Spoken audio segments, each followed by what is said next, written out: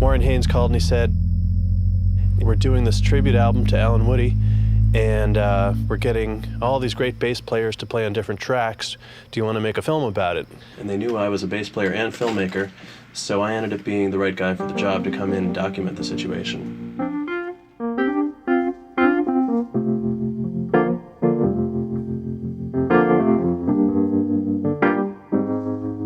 EJ called me on my cell phone and it's like, so how's your day going? I'm like, oh, you know, pretty good. I'm going to see a movie. And I guess that was his way of trying to figure out whether I had heard yet or not.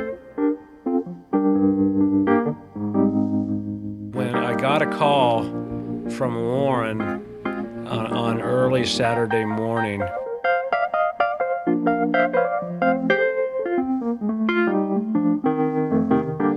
he called me up and said, Matt, I think Woody's dead.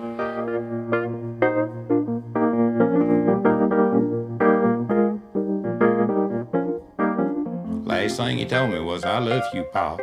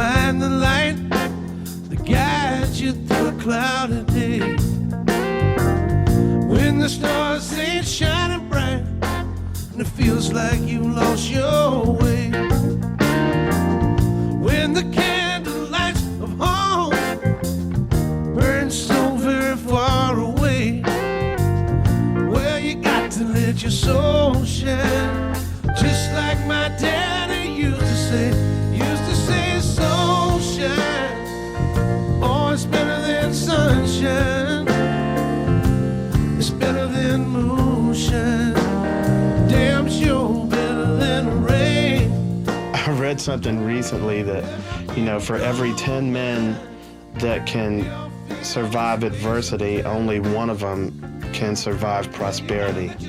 And when Woody died, it really brought that home, and I wish he was here. Grew up thinking I had it made, gonna make it on my own. Life can take the strongest man, make him feel so alone.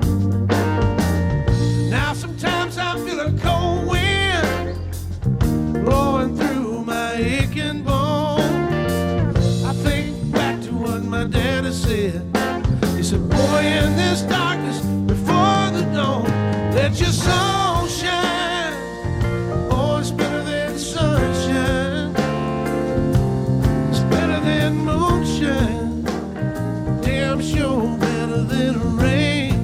After Woody died, we were all wondering what to do and which way to go, and it occurred to us that to make a studio Gov't Mule record without Woody would be a really hard thing to do, and somehow came up with the idea of getting all of his influences and friends and stuff to each contribute a track. Originally, it was going to be a lot less bass players. In fact, I think one of the first working titles was Gov't Mule 10-1, go for 10 of Woody's favorites and take it from there. And, you know, John Entwistle for sure was a hero to him. I saw the list of bass players and thought, well, shit, I'm not going to, I might as well be included in that, you know. I guess it's what the other bass players thought as well. Yeah. We really wouldn't be able to do it without Flea, I don't think. And so, you know, hence I'm reaching out to you guys to see if maybe he had a day out of his schedule that he might be able to come down and record with us. As we kept getting more bass players, it was, okay, we got these, that may get us these couple of bass players. At this point, I don't know any bass player that wouldn't really want to do it. Part of my mission on this thing, and with Matt's help, obviously, and Stephanie's help, and Michael Barbiero's help, has been to pick a song that showcases each bass player's personality, but trying to make it still sound like us and not too much like their band. Right. You know. This is a different sort of situation where you have two guys that are in a band in the traditional sense, band with a capital B. But the third guy changes every day, and each day there's a different great bass player filling in that gap where their bass player Alan Woody was.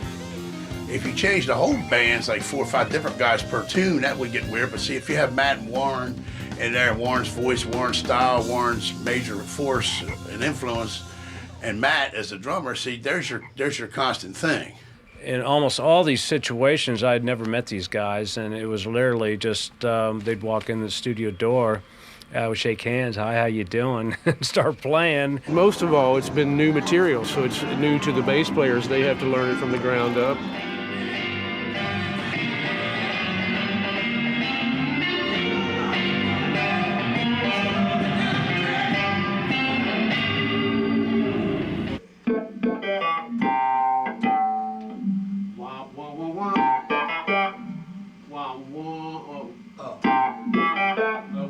It's E flat. Yeah. Weren't keeping quiet. I'm going keeping. Yeah, keep in. Weren't keeping. Yeah. With music, you got no problem. Capiche? You know, we're doing this for Woody, and Woody was the thunder in this band's storm.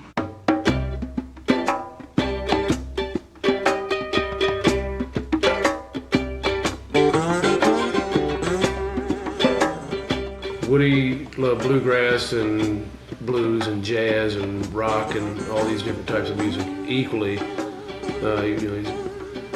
played mandolin, and of course he loved people like David Grisman and Jethro Burns, and thought as much of those type of people as, the jazz greats or the blues greats or the rock and roll greats. To the day he died, he was a fan of all kinds of music. I think the easiest one to pick out was the Beatles. Without a doubt, that was his favorite. Paul McCartney and his Hofner violin-shaped bass was what gave Alan the little spark when he was 9 years old, I think it was.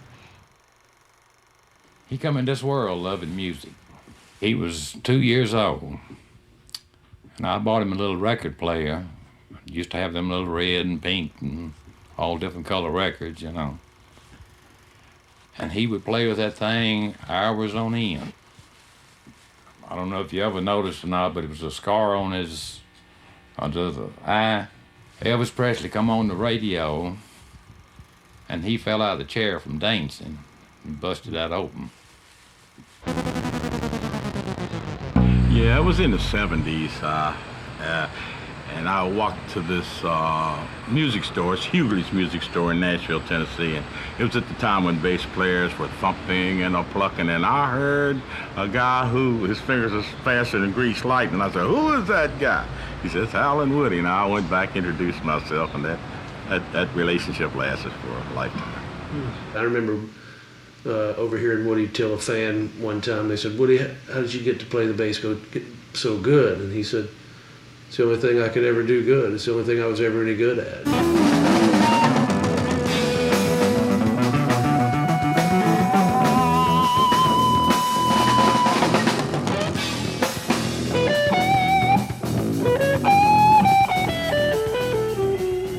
If we were talking about painting, why is it that there's a group of people, Rembrandt, Monet, Picasso, and these are the people that you always hear about, you always talk about.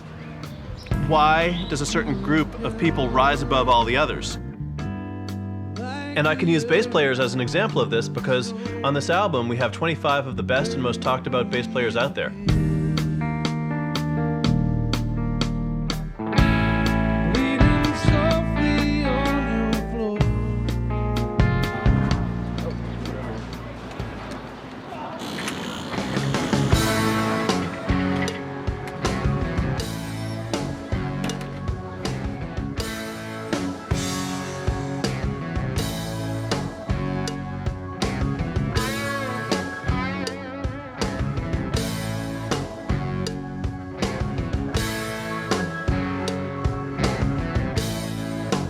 As I was filming, I started to think maybe all these different bass players on the album have this, you know, vibration that emanates from them and ultimately collides, causing a connection between all the different bass players, you know, and could I capture that on film?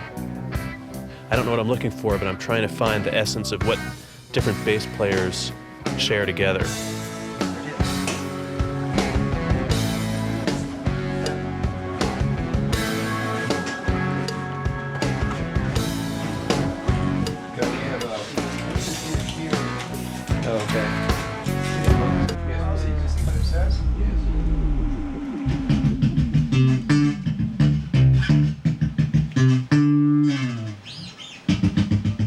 Decided to try to capture the aura of some of these bass players while playing to see if the aura would change and how it differs. If you had to describe what you think your aura looks like, just without knowing much about auras necessarily. I wouldn't be able to name the colors, I don't think, because I understand everybody's aura is different in that respect, but I would hope that it changes as the mood changes or as my spiritual level changes throughout time or over time, and I imagine it as being kind of fill-shaped.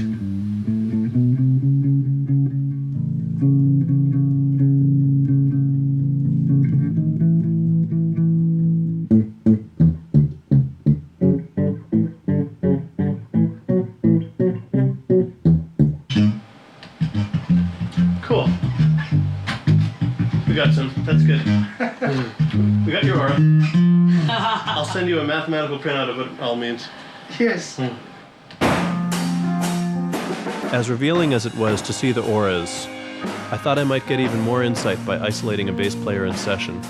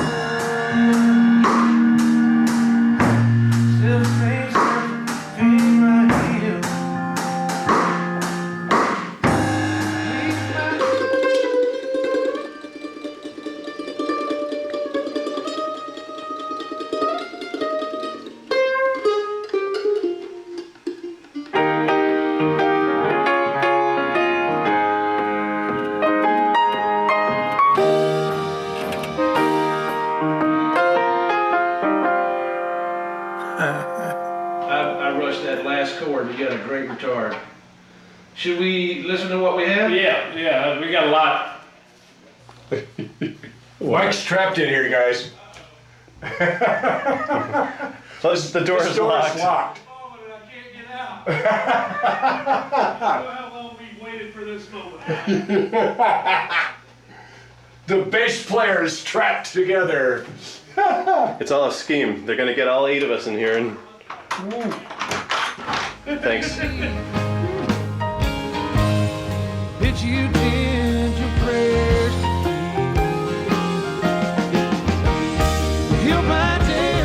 What do we do different? Anything that we haven't already done that we've... It's starting to tell the story now. It's starting to have the dynamics. Yeah. Right. Mm-hmm. A little extra rhythm, you know, extra subdivisions in some places. Right. Not always according to where we are in the song, but just what. Right. You know, to keep it interesting. Yeah. Right. Different, that's what we're doing now. All these bass players that are playing on this record are players that play with their own personality. Their musical personality reflects their actual personality, and that's what all of us love. And Woody especially was one of those people that, like, if there wasn't personality in your playing, then he didn't care. I guess if you're gonna bring up Alan Woody, you know, you just have to bring up Heart of Gold as far as a person goes. Kind of scary, you know, on the surface, but nothing but pure sweetness inside. I remember the first time I saw him, I thought, okay, you know, and then he told me a similar story, you know, that when we met, we were much more pleasant than we expected the other one to be. I'd seen all the pictures, like the Mule 8x10 black and whites where he's standing there like this, and I thought, oh, this guy is just the meanest guy in the world, And it was so different when I met him. It was just like he was a big teddy bear, He may have that look and all, but inside, that wasn't him. He was one of those people that bounced back and forth. One minute he was really happy and one minute he wasn't. Everybody will tell you, he would walk up to almost anybody and tell them almost anything. One day in front of, I don't know how many people, I can't remember the show, but it was this big outdoor thing, I think, and there was, 3,000 people there. And he called me a cocksucker. He goes, "You cocksucker, what's wrong with my amp?" Would you in fact go hide with that thing where they couldn't see you if I were to just draw out there by the tub and was just playing Beatles songs and didn't crack a smile? Wouldn't that be funny? It would. I mean, it's really weird. Some days it was like, myself or Brody or Buddy would be sitting there going, this really wasn't that cool, and it had this problem and that problem. And he'd walk up and kind of punch an arm and go, "Man, you guys are great. We just love you guys." And he'd even hug you. It'd be like, he was Captain Al. He was Big Al, He was very quick-witted, so, what I mean? He would always come up with something some angle on something that you never even thought of, and it would be, always kind of accentuate the whole situation, you know what I mean? And at the same time, he was a very, very insightful cat. Wow, this is great. It's educational and fun, too. It stands at 19 inches tall now each. That's almost 2 feet. Wow. That's a 2-foot skeleton. That's whopping. And I think, if I'm not mistaken, that once you put it together, I mean, look, you could even paint his little toenails. Once you put him together, you could disassemble him for travel. Last night I was watching some Oricam footage, and I was thinking, how am I going to figure out what makes a great bass player? I realized there are some other questions that I have to answer first. And all these questions were coming into my mind, and one of them is, what is the appeal of bass? The bass players are the guys in the band that generally have the biggest penises.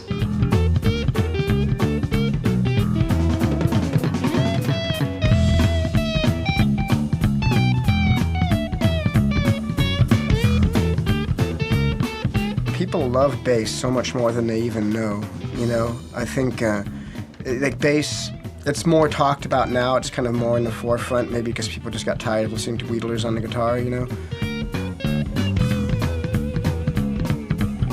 The bass player is the coolest person in the band, and they hold down. They're the foundation.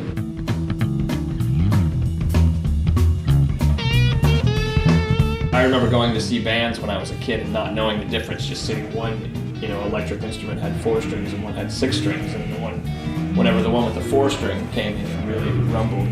Got the old testicles were rumbling. Does the bass player affect the sound of the band in a deep kind of way, or? In almost the most important way, because if him and a drummer ain't relating, you're like falling into midair, because you can lean on that bass and drums. It's like a concrete foundation, The bass player's right hand and the drummer's right foot.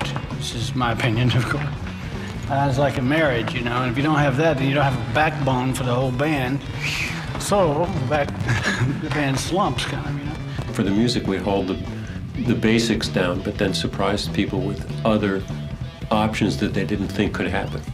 So we're a little bit of drummer, but then we can hook notes together and be a little guitar. So that's why I always liked the bass, It was mysterious. Nobody knew really what it was. I remember being at Woodstock and listening to the Jimi Hendrix Experience, which I didn't think he was going to play. So as I was leaving the Woodstock grounds, I was about 5 miles away. Lo and behold, Jimi Hendrix came up there, and what did I hear? I heard the bass, and I heard the guitar in the background. And that was Billy Hawks, actually, I think. At Woodstock? Maybe you're right. Okay. My mind's a little fuzzy on that.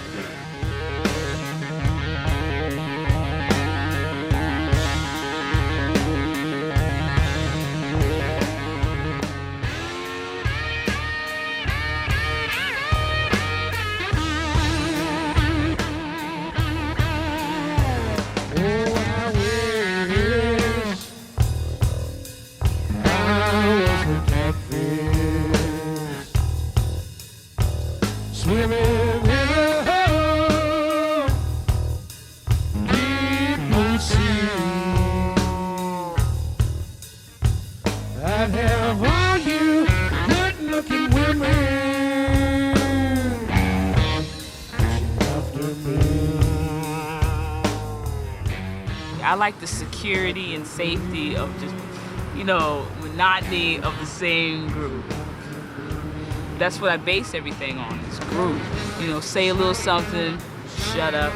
You know, kind of dialogue with people. So. I went down to my baby's house. Groove is a very mysterious thing.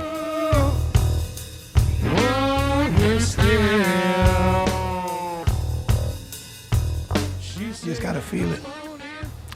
There's no magic bullet or no magic formula for that. I wish I could figure it out because I would have sold it years ago. Wish my husband just got there. Yeah, my husband just got there. Shut up, shut up. People think it's where you attack, where your initial attack is that creates groove, and that is important. But equally important is where the note ends.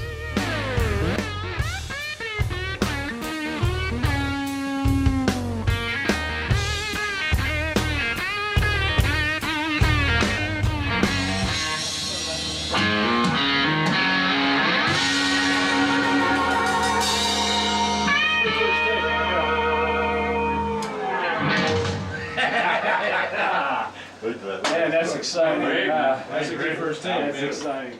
If you're gonna play a song and you have like a drum machine, and that drum machine is locked in, you know, and it's locked in. On 126, it's locked in, right? And it's like, your heart doesn't beat like that. Your heart fluctuates, you know? I mean, as you feel the emotion of the song, whether it's going to the bridge, or going to the end of the song or whatever, you know, it fluctuates. It goes a little faster, a little slower, a little faster. Once you get in the trance, then you start to vary it a little bit here, a little bit there. So I think it's a great tool. It's like a launching pad.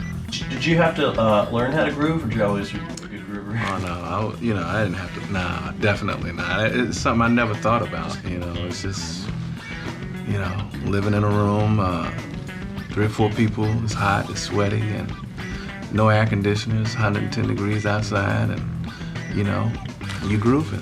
These rhythms are felt and experienced all through a person's body, and their whole being is like infused with that kind of sense of rhythm.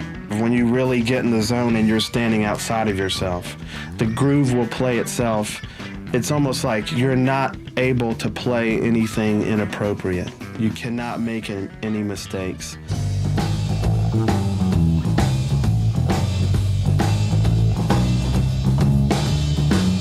Woody was a crazy guy. That's why he was lucky enough to meet his alter ego, Joey Arkenstadt. And Joey Arkenstadt, of course, is the bass player that bases his playing on the movements of a checkerboard.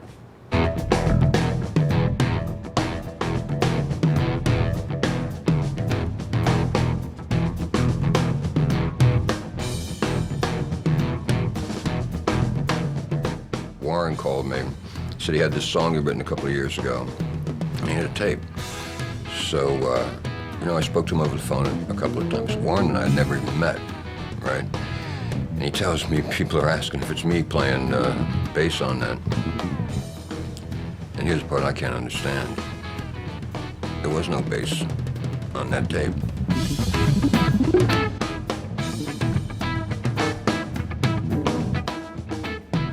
I get this call, and Warren wants me to play with Matt. And, I mean, that was wild. But then I hear Joey Arkenstadt's part of this. And I said, I'm there.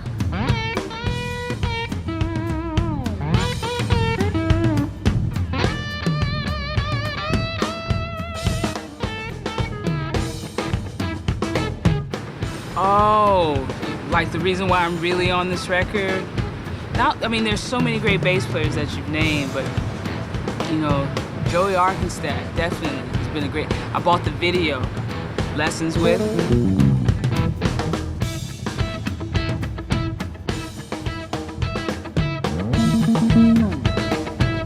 This Joey, I swear, this is what's gonna be hot. Being a rock star, how do you do I'm not a rock star. I don't consider myself a rock star. I'm a workhorse, you know. I went through years knowing that there's plenty of bass players out there that were better than me. Now I got my own groove, I fell into it and discovered some things, and you know, I've had a certain amount of influence, I suppose, with other bassists, but what was the question? Yeah.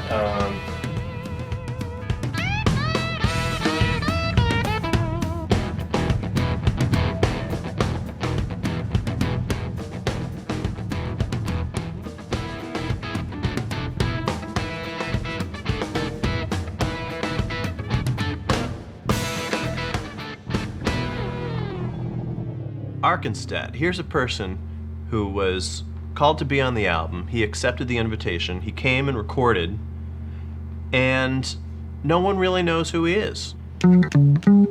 What I figured out is that Woody first met Joey Arkenstadt in the very first week that he was playing with the Allman Brothers. Now that it's all over and gone, somehow I just don't feel so all alone.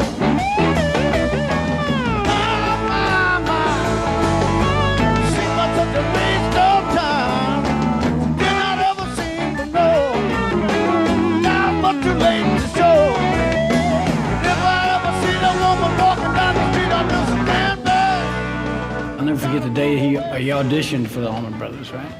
And he just sat there. He had about 6 basses lined up here. Got a lot of them. One was like a 12-string, and one was, I don't know, he had finally got an 18-string. I mean, it was like 3 strings at a time.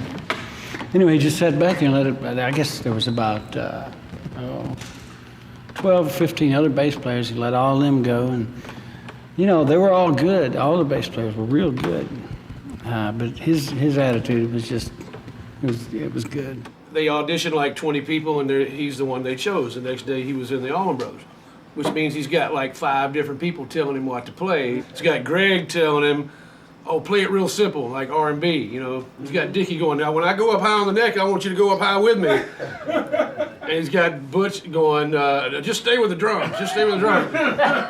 And of course, he's got me, I have to admit, I was guilty, going, no, Woody, you know, play it more like this, you know. And Johnny Deal was driving him crazy. Hey, you're fucking with my left hand over there, Woody. So finally, I eased up and thought, man, we're driving Woody nuts. Woody, I pulled him off the side, I said, you know, forget what we're all telling you. Just play what you feel and ignore all of us. Just, you know, I mean, you got, I see now you got 5 stories of what you're supposed to do. Just do what you think is best. And he goes, well, what about Johnny, man? Johnny's driving me nuts. I said, just ignore him. That's just him. That's his personality. You'll get used to it. So that night we left rehearsal and we're in the van going back to the hotel. We turn on the radio in the middle of a Beatles song. And Johnny Neal goes, that bass player ain't playing with the band. He goes, Johnny, that's Paul McCartney. He goes, I don't give a fuck who it is, he ain't playing with the band. So I turned to Woody and I said, now you see what you're up against. I mean, Johnny wants McCartney to rewrite his bass parts, you know, so. You know, the Allman Brothers were notorious for partying around, and the guy who plays Eric Hansen, they call him Stretch, big tall guy, and Woody was playing through 3 of these Ampegs on their side, stacked up, and he was kind of, you know, wobbling a little bit. And he kind of backed up and got up against the cabinet and was just like, and just eased back, you know. When he did, the cabinet starts going back, and he puts more into it, and Eric's back there screaming, hey, you know, yelling at him while they're going so loud and blasting, you know, you're killing me back here, you know. So they had to keep it pushed up, and that was back in the old wild days. Woody loved the whole big wall of sound bass thing. You know, he just got off on, I think, all that pressure moving him physically. You know, there was something about that. Maybe all bass players are that way. I like my feet to vibrate when I'm playing, but I also like I like to hear harmonics and the rest of the stuff coming out. You know what I mean? So I like to have a whole spectrum. I mean, I can't really see any sense in having like a 21-inch speaker.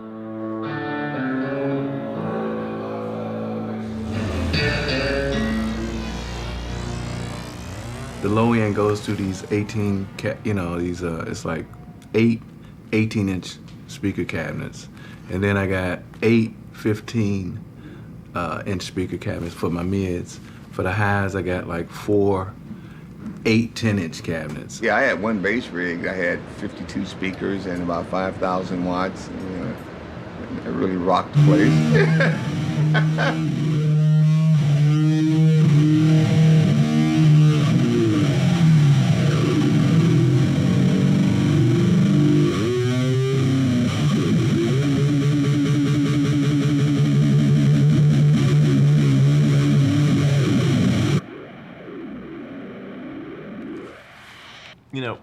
I think I have an idea. I've been listening to all these great bass lines, and what I want to do is I want to just look at one note, just one bass note, and analyze that one note.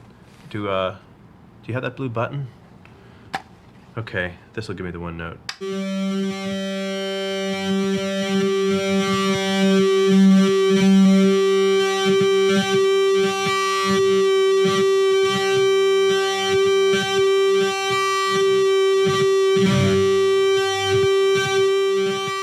I have this theory that just before the Big Bang, there's where's my bass? There was this boom, boom, and then it just it all went out there, and it's still out there, and so for me anyway, I try and keep that vibration going,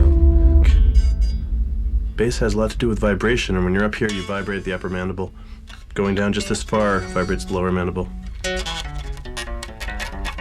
When you're in the middle of the neck, the vibration becomes lower. You're vibrating the sternum when you're around this part of the neck.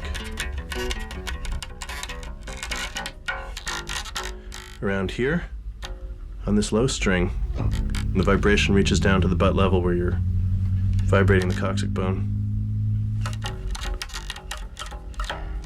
If you can actually get this far down, if you can stoop this low, then you're vibrating the entire building. And there's a lot of responsibility that comes with that. These last 2 notes, last 3 notes here, are the banks of the deep end.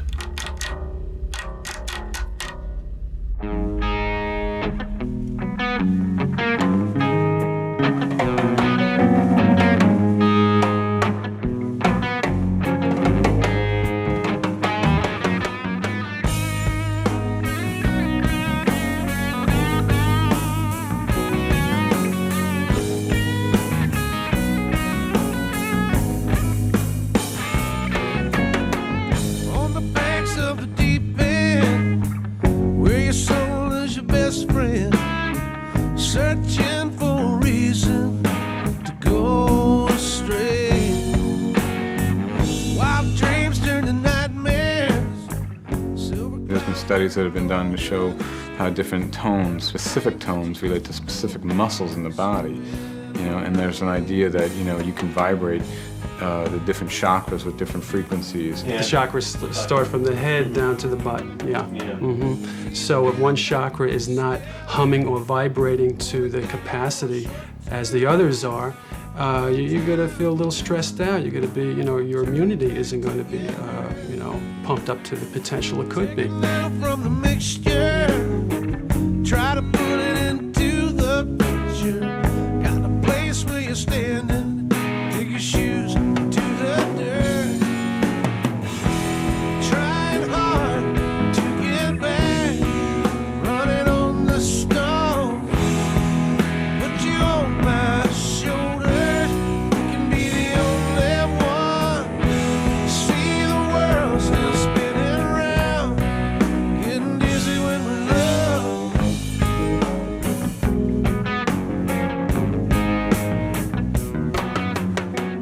There's a reason to be home. There's a feeling when we smile, but you can't let it take over. This feeling deep inside.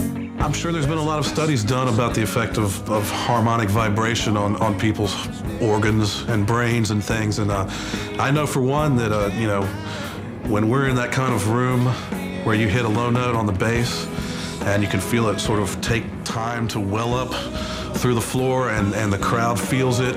And it's such a slow waveform that I know that there's an impact.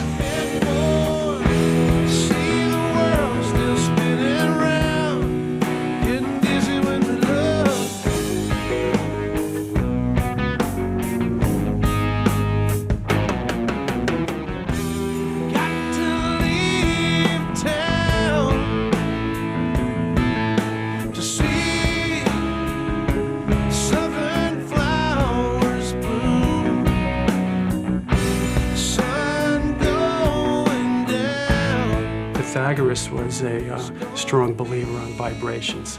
He believed that the universe hummed. He called the music of the spheres.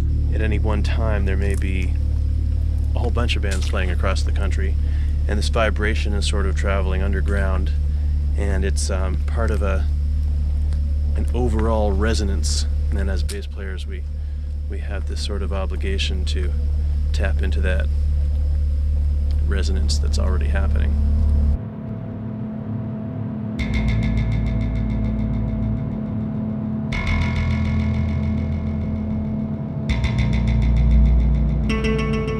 So Dave, tell me what it's like being on tour, filling in the role of Alan Woody, being that person, the third person of Gov't Mule.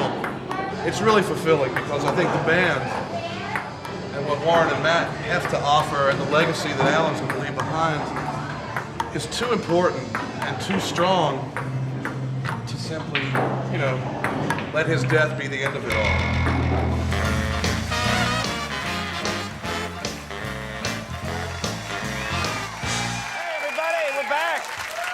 Folks, my next guest will be appearing with Blues Traveler at New York City's Roseland on New Year's Eve. Please give a nice welcome to Gov't Mule.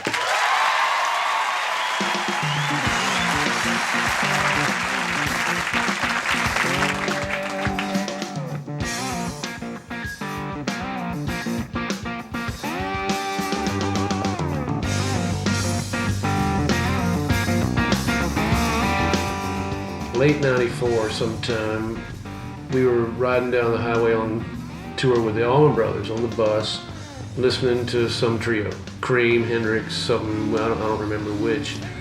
And Woody made this comment, you know, nobody does that anymore. Nobody has that improvisational trio, the rock power trio. We never really loved the word power trio, but that's kind of what people considered those guys. He's like, man, me and you and the right drummer could do that. Oh, hey, what's that? That's good. That's whoa, shit. Right there, Tower record, right? That was just an idea. We had a vision. We had a dream. And that's what you got. The mule vision. What is a government mule, though? They say when Abraham Lincoln freed the slaves, they were promised 40 acres and a mule. They were always given a government mule. A government mule never was even good enough for the army, so a government mule was a swayback with a real big ass. Where's my mule? Where's my mule? There are a lot of connotations to the name Gov't Mule. The easiest one to accept is that a mule being a strong workhorse, and we're a strong workhorse of the band.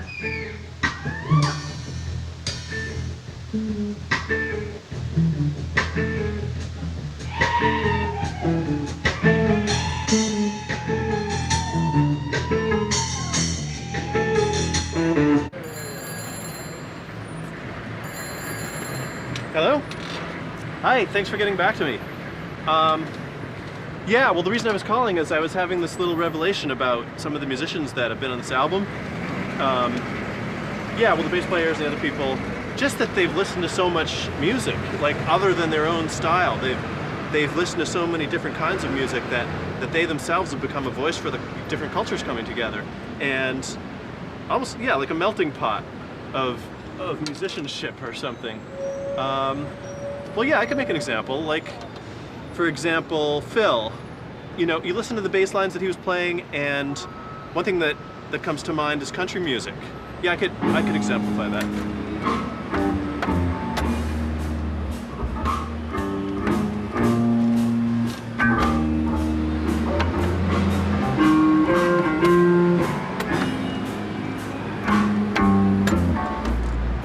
But see that last thing there, right? The boom, boom, boom, boom. You don't hear that in country music. I mean, that could be classical or some other kind of music.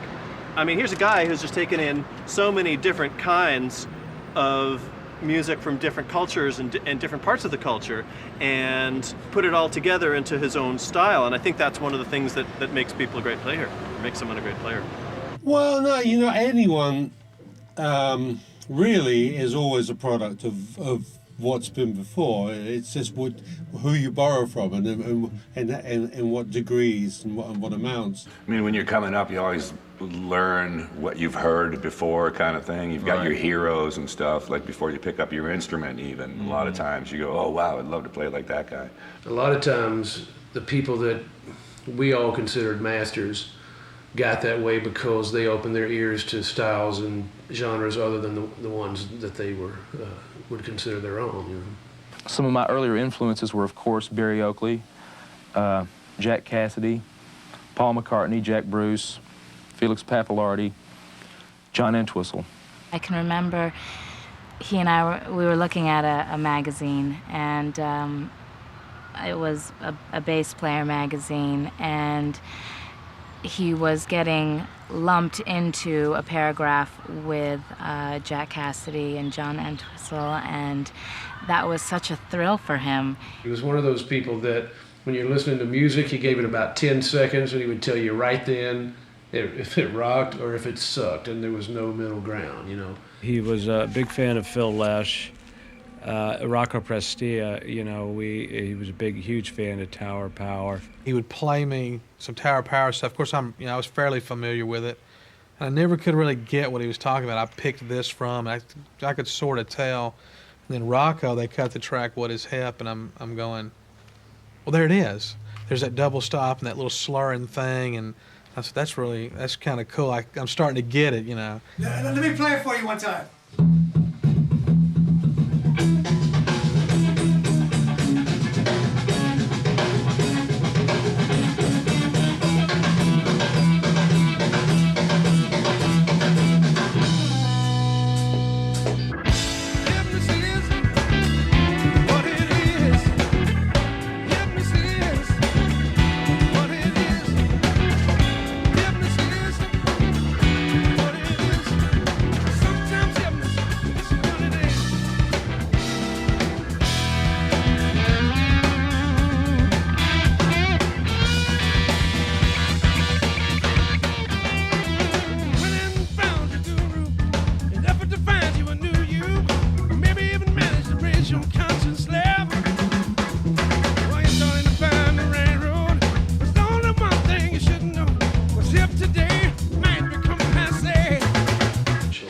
Take had the fucking energy on it, man. Tell me, if you think you know what is hip, you're really hip. Passing years will show. Doing a hip trip, maybe hipper than hip. What is hip?